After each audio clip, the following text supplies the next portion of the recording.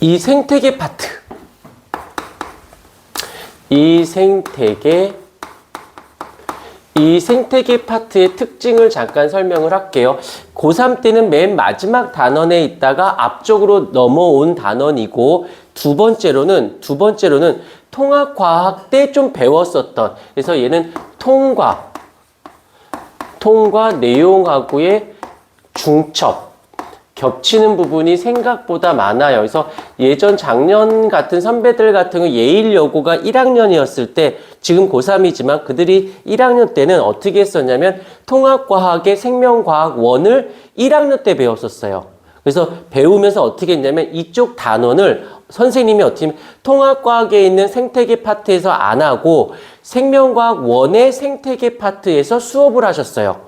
그래서 그대로 내셨고, 그 다음에 다른 학교들은 어떻게 했냐면 통합과학에 있는데 생명과학 1에 있는 내용이 겹치다 보니까 문제들을 그쪽에서 끌고 내려왔어요. 그래서 요 파트가, 그러면서 여기 파트가 어렵지 않고 읽는데, 여기서 이제 이 단원을 공부해야 되는 방향성은 무엇이냐면, 일단은 수업 시간에 잘 듣고 경청을 하시고, 그 다음에 꼭 요거는 외워주세요 라고 하는 암기 파트를 내가 잡아줄 거예요. 암기 파트를. 그러면 그것만 외우시고 나머지는 어떻게 하냐면 문제에서 습득을. 그래서 여기에서는 얘는 난이도는 높지 않기 때문에 얘로 내가 등급을 맞는다 못 맞는다가 아니고, 얘는 무조건 맞춰내야 돼. 무조건, 얘는 특징이 무조건 얘는 무조건 틀리면 안 돼. 무조건 정답이 나와야 돼요. 여기서 가지고 분별력 있는 문제가 나오는 게 아니기 때문에 여기서 실수하면 끝장이야. 그래서 무조건 등급 안 나와서 무조건 맞춰내야 되고, 그 다음에 뒤에 가면 뒷단원에 이제 중요한 파트가 나오니까 꼭 잡아주셔야 된다는 거. 그러려면 여기서 이렇게 여기서 두 개를 묶게 되면 어떻게 되냐면, 일단은 외울 건 외우고 생각하지 마. 고민하지 마. 외울까 말까. 요거 이런 거 하는 거 아니야. 일단 무조건 외워버리는 게, 너희들이 외우는 걸 싫어할지 모르겠지만 암기가 빨리 되면 시간이 결국엔 짧게 걸려. 얘는 얘인데 왜? 얘는 응용이 없거든. 응용하는 게 없고 응용하는 게 아주 조금밖에 없기 때문에 고기만 잡아주면 되고, 여기는 문제 자체가 지식형이라고 얘기하거든. 지식형 문제.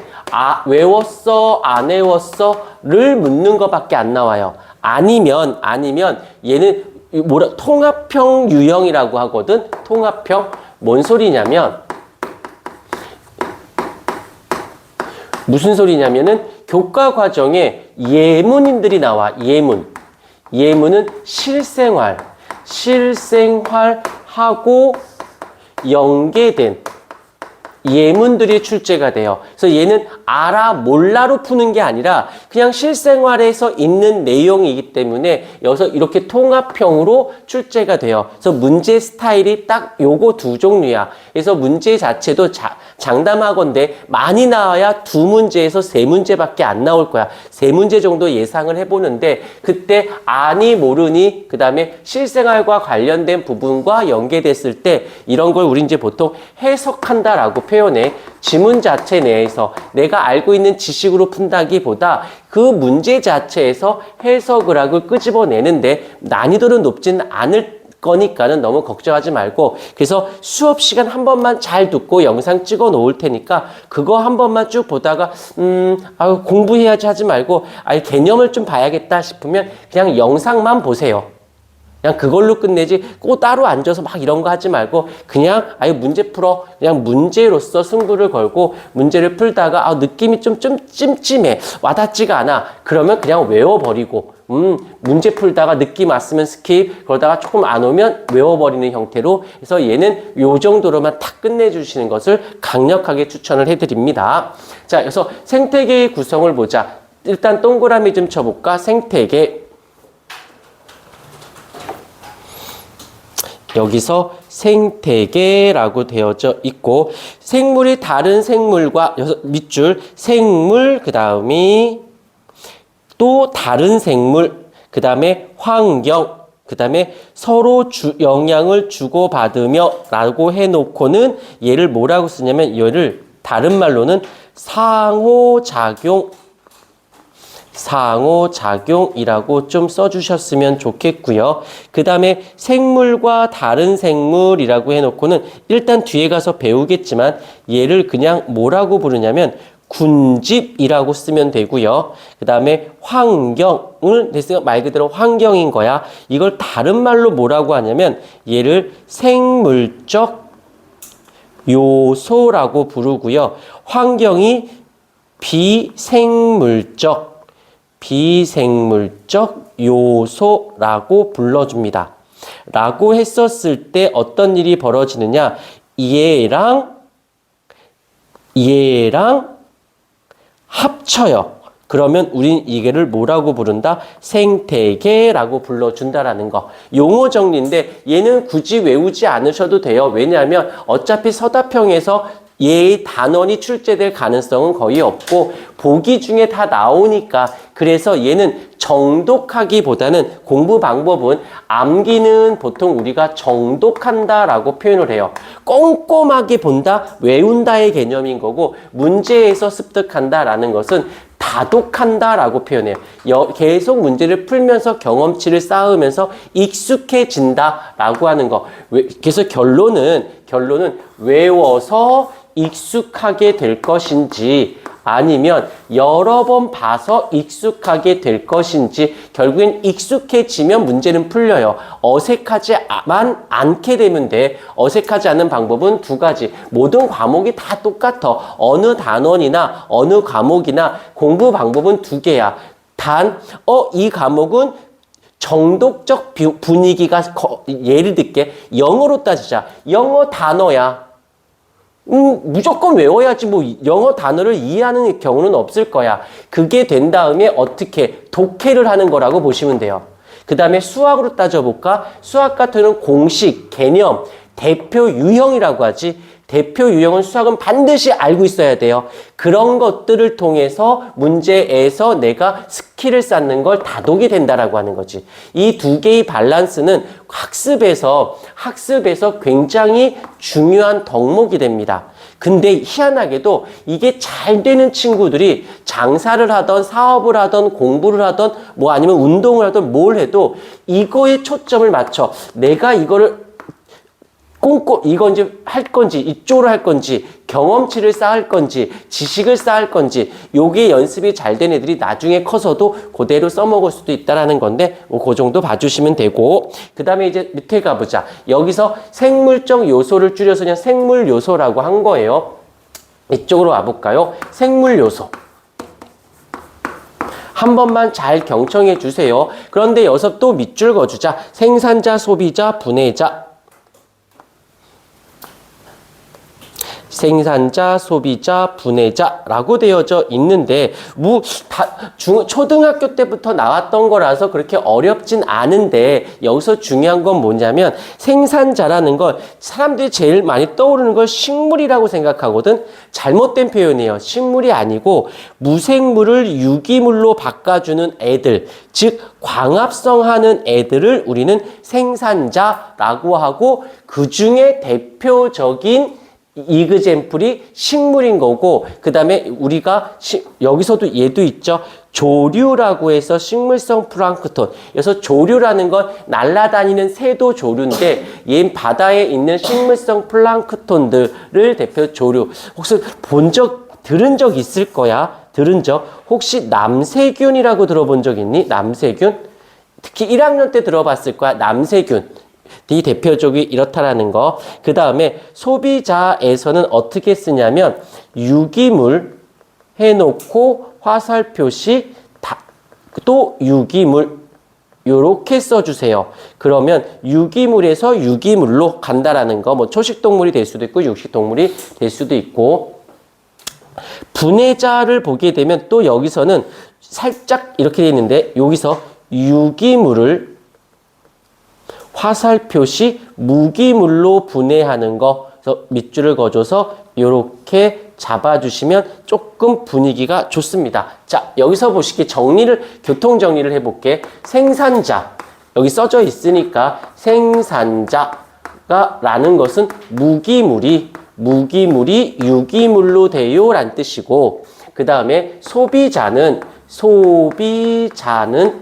유기물이 무기물이 되어지는 것을 얘기하고, 미친 거지. 유기물이 되는 것을 얘기하고, 그 다음에 분해자인 경우에는 유기물이 무엇으로 된다? 무기물이 되어지는 거. 그래서 흐름 패턴을 가보자. 무기물이 유기물이 됐어. 그 아이가 일로 가서 다른 형태의 유기물이 되고, 여기 있던 A가 일로 온다든지 일로 와서 결국에는 다 이 분해자가 무기물로 바꿔주면 얘가 다시 일로 들어오는 겁니다.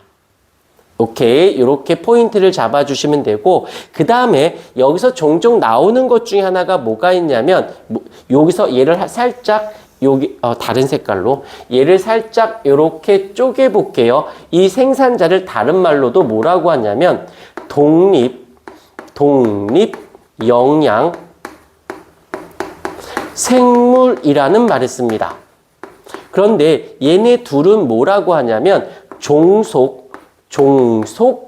영양 생물이라는 말을 씁니다. 이게 뭔 차이일까? 어휘에서 느껴야 돼. 독립적이야. 즉 자기 혼자서도 가능해 라는 뜻이고, 종속이야. 누군가에 종속됐어 라는 말은 누군가 있어야지만 내가 살 수 있어요. 얘는 혼자서도 살 수 있어. 뭔 소리냐면 자기가 유기물을 만들어서 산다는 소리고, 이 소비자는 분해자는 유기물, 다른 누군가의 유기물이 있어야지만 살 수 있어요. 요게 조금 어색해. 자, 그러면 이쪽에 와서 설명해 볼게. 뭐가 있냐면 세포호흡이라는 걸 잠깐 설명해 볼게. 세포호흡 배웠던 거니까 세포호흡, 그러면 호흡은 숨 쉬는 거요. 뱉을 호, 마실 흡, 산소 마시고 이산화탄소 내뱉는 거요가 아니라 얘는 무엇이냐면 세포호흡은 에너지를 얻는 과정. 에너지를 얻어서 그 에너지를 통해서 어떻게 살아가게 되어지는 거거든. 근데 알겠지만 이 에너지 세포호흡 한 번만 써볼게. C6, H가 12개, O6 더하기 6개의 산소 더하기 6개의 물, 그것이 미토콘드리아에 가서 어떻게 돼? 6개의 이산화탄소 플러스 12개의 물이 만들어지면서 에너지가 되어지고 체온 유지의 열 에너지, ATP의 생활 에너지로 나눠져요. 이렇게 되기 위해서는 얘가 누구야? 얘가 포도당이라는 말을 써도 되고 화학 에너지라는 말을 써도 되고 유기물인 거지. 같은 말로는 유기물인 거예요. 즉 생명체가 살기 위해선 세포호흡을 통해서 살아가게 되는 거거든. 여기까지는 이제 나쁘지 않아. 그런데 자, 여기서 보자. 생산자를 볼게요. 이 생산자는 광합성이라는 걸 통해서 무기물을 유기물을 만들어냅니다. 알겠지만 우리 광합성, 이산화탄소와 물을 통해서 물과 산소와 유기물 만들어내는 거 배웠으니까 유기물을 만들어냈어요. 그런 다음 생산자가 세포호흡을 통해서 광합성에서 만들어진 이 유기물을 일로 끌고 들어가서 세포호흡을 통해서 에너지를 만들어냅니다. 다시 말하면 이 생산자는 자기가 스스로 유기물을 만들어서 세포호흡에 사용돼요. 그런데 이 소비자나 분해자를 보도록 할게요. 이 소비자나 분해자는 유기물이 세포호흡을 해야 돼. 세포호흡. 그런데 이 소비자나 분해자는 세포 호흡을 하기 위해서 어떤 일을 하냐면 다른 유기물, 여기서 유기물은 이제 생명체가 되겠지. 유기물을 섭취. 배고파서 밥 먹는 거라고 보시면 돼. 밥을 먹어서 세포 호흡을 통해서 에너지를 만들어 가지고 여기서 살아갑니다. 얘도 그걸 통해서 살아갑니다. 여기서 이제 포인트. 자기가 유기물을 만들어서 세포 호흡을 하는 거고 다른 누군가가 있어야 돼요. 지금 글씨 보이니? 다른 누군가가 있어야서 그걸 잡아먹어야, 뜯어먹어야 세포 호흡을 통해서 살아갈 수 있는 거예요. 그래서 얘를 뭐라고 해? 누군가 있어야지만 살 수 있는 거고 혼자서 만들어서 혼자 살 수 있어요? 라고 보는 거지. 이런 거 정도 한 번만 잘 들어놓으면 그 다음에 문제 풀 때 당장 종속영양생물, 독립영양생물이란 어휘는 떠오르진 않더라도 이 보기 중에 문제 속에서 예문 속에 어휘들이 나왔을 때 구별할 수는 있어요. 그러니까 굳이 외우지 않아도 무슨 말 대신 수업 시간에 한 번 정도 좀 한번 써보는 정도 잡아주시면 되고 여기 쓰고 여기를 쓰고 여기를 쓰고 여기는 얘는 밑에다가 써주도록 하시고 4번을 보자. 그래서 비생물 요소라고 되어져 있죠.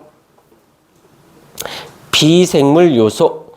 여기서 뭐니 해도 환경이 되어집니다. 그 다음에 여기다 체크할 게 온도와 물이라는 말에다가 체크 좀 해줄게요. 온도와 물, 왜 체크를 했을까? 자, 일단 비생물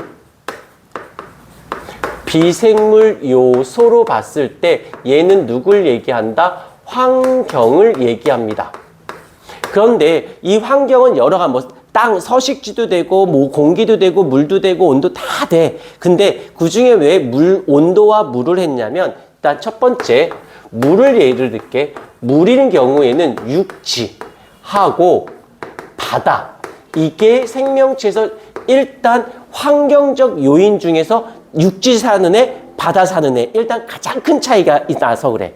그래서 일단 먼저 잡아주고, 그 다음에 두 번째, 온도에 대한 이야기. 얘는 기온이라고 할 수도 있는데, 기온, 공기의 온도가 될 수도 있고 다 온도인데, 얘는 두 가지로 나눠볼 수 있어요. 두 가지로 나눠볼 수 있는데 위도에 따른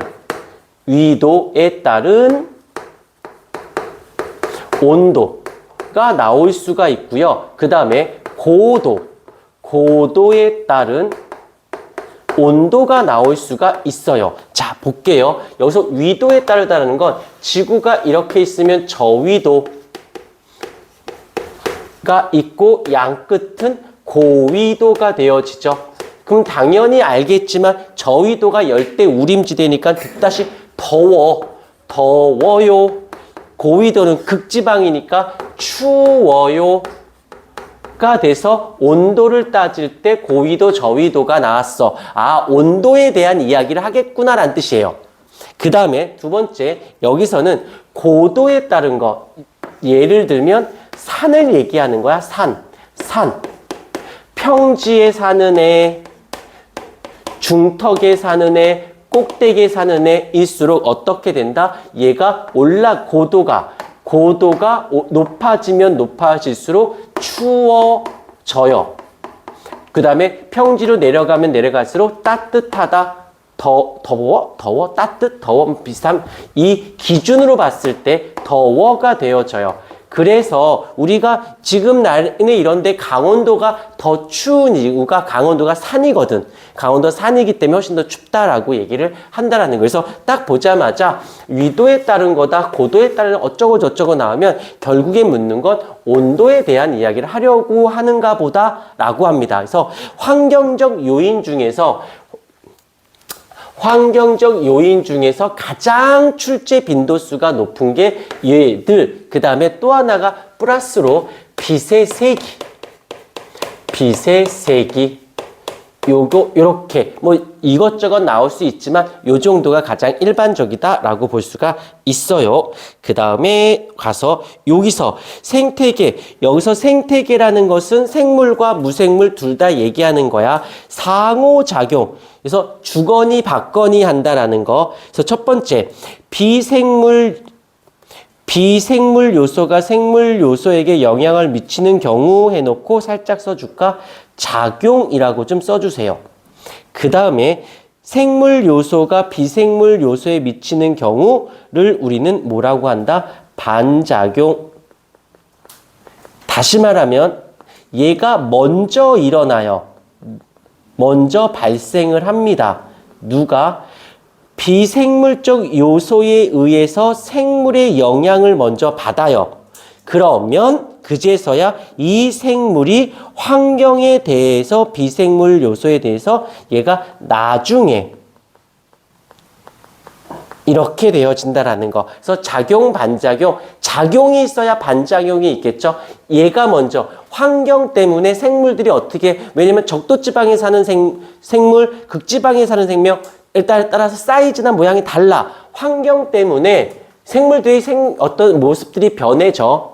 그러다가 가만히 있으면 상관없는데 뭐 비버라든지 인간의 여러 애들이 환경을 바꾸죠. 바꿔. 얘를 바꾸게 되는 것을 얘기를 합니다. 오케이. 요 정도. 그 다음에 생물 요소끼리 당연하겠지.